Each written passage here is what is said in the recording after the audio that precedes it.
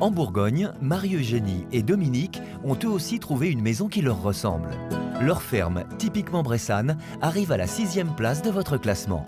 Ces anciens Parisiens ont tout quitté pour s'installer ici définitivement. Donc ici, on est en Bresse bourguignonne, très exactement en Bresse louhannaise, dont cette architecture du XVIIe est absolument typique. Il y a la ferme d'habitation avec son toit à 4 pentes très particulier. Il y a un four à pain, en parfait état d'ailleurs. Le hangar dans lequel on mettait les tracteurs et les machines agricoles. Et tout le bâtiment d'hébergeage dans lequel il y avait des étables, des écuries, des granges à foin, etc. et qu'on a transformé, nous, en habitation. Marie-Eugénie et Dominique ont acheté cette ferme il y a 36 ans. Pendant des années, ils n'y venaient que le week-end. Il y a 7 ans, ils ont décidé d'y habiter pour de bon et donc de la rénover. Ils ont quand même tenu à laisser certaines parties dans leur jus pour conserver l'aspect authentique des bâtiments, comme par exemple la façade de leur habitation principale. Alors voilà un mur typique que l'on trouve dans toutes les fermes bressanes. Du bois, du bon chêne de Bourgogne, 300 ans sans traitement, impeccable toujours. Et puis entre les chênes, la brique que l'on faisait sur place. Elles sont extraites de la terre, de la glaise qu'il y a partout ici. C'est pour ça qu'on trouve des mares près des fermes. Au fond du jardin, on trouve effectivement la mare dont on a extrait il y a 3 siècles la glaise qui a servi à confectionner les briques de la maison. Pas question à l'époque de construire en pierre, trop rare et donc trop cher dans la région. Mais aujourd'hui, il est possible de faire de bonnes affaires. Alors ici, on arrive dans la salle à manger. Voilà. Dans cette pièce, de la pierre de Bourgogne recouvre entièrement le sol.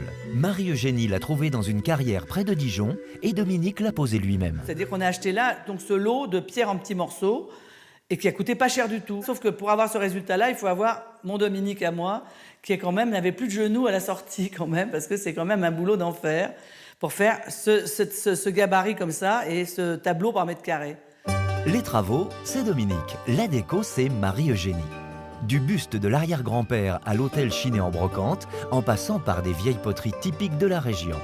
Dans cette maison, tous les objets ont une histoire et chaque pièce a sa touche d'époque, comme ces vieux volets recyclés en porte de placard.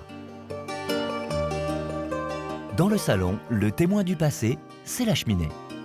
La cheminée, en fait, c'était le point central de cette pièce qui s'appelle le huteau dans les fermes bressanes, qui était en fait la pièce où tout le monde dormait. Évidemment, c'est là qu'il faisait chaud. À l'origine, d'ailleurs, ils faisaient le feu par terre. Et il y avait ces niches qui étaient destinées à garder sec le sel et le tabac. Parce qu'ici, c'est abominablement humide. C'est un pays d'étangs et de mares. Hein. Conserver le patrimoine et l'histoire de cette ancienne ferme, c'était aussi l'objectif de Marie-Eugénie et Dominique.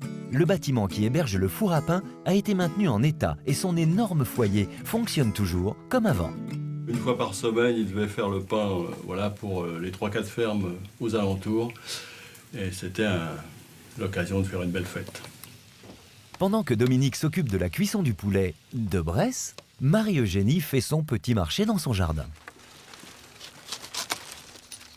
Alors, tout le plaisir du potager, c'est de venir y chercher ses légumes.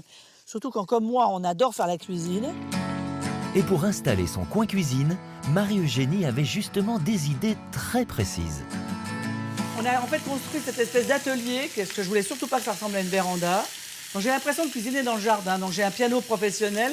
Et là, je vois mes écureuils, tout en touillant mes courgettes l'été, mes navets l'hiver, etc. Allez, voilà le poulet de Dominique, et quand même la bête qui a cuit dans le four à pain cet après-midi. Le poulet est prêt, les invités sont à table. Marie-Eugénie, dans sa belle ferme bressane, entourée de ses proches, est comblée. Bon, bah, Chin Chin, merci d'être là ce soir. Hein. À la vôtre, hein, Gling, Chin. Ma maison, c'est un rêve d'enfant qui est devenu une réalité. Voilà, et maintenant je suis la Cendrillon dans une maison qui était une citrouille et qui est devenue un carrosse. Mon petit paradis à moi, que je partage avec mes amis et le prince charmant, évidemment.